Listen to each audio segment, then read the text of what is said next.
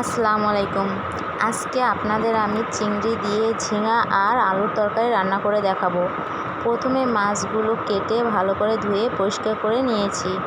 এরপর লবণ, হলুদ, মরিচের গুঁড়া ও রসুন বাটা দিয়ে ভালোভাবে মেখে নেব। এখন কড়াইয়ে তেলের মধ্যে আমি মাছগুলো দিয়ে দেব।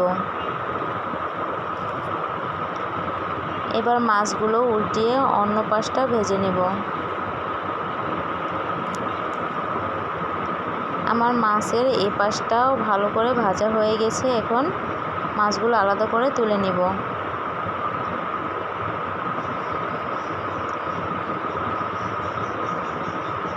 এই তেলের মধ্যে দিয়ে দেব পেঁয়াজ কুচি, কাঁচামরিচ, রসুন বাটা, লবণ, হলুদ, মরিচের গুঁড়া ও ধনিয়া গুঁড়া।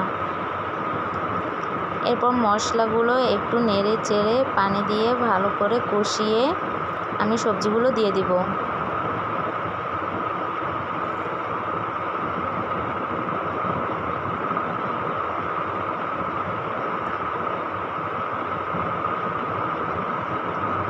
এবার সবজিগুলো ভালো করে নেড়ে চেড়ে ঢাকনা দিয়ে ঢেকে রেখে দিব।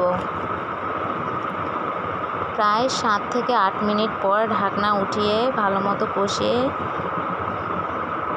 পানিটা কিছুটা কমে আসলে আবারও আমি কিছু পানি অ্যাড করে দেব।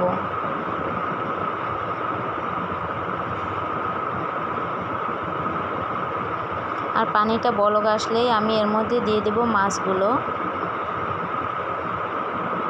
তারপর আবার ঢাকনা দিয়ে প্রায় 7-8 মিনিট ঢেকে রেখে দেব।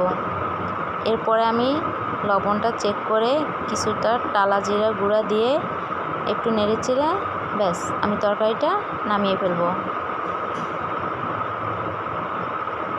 আর আমার এই ভিডিওটি ভালো লাগলে অবশ্যই লাইক, কমেন্ট, শেয়ার করতে ভুলবেন না আপনারা।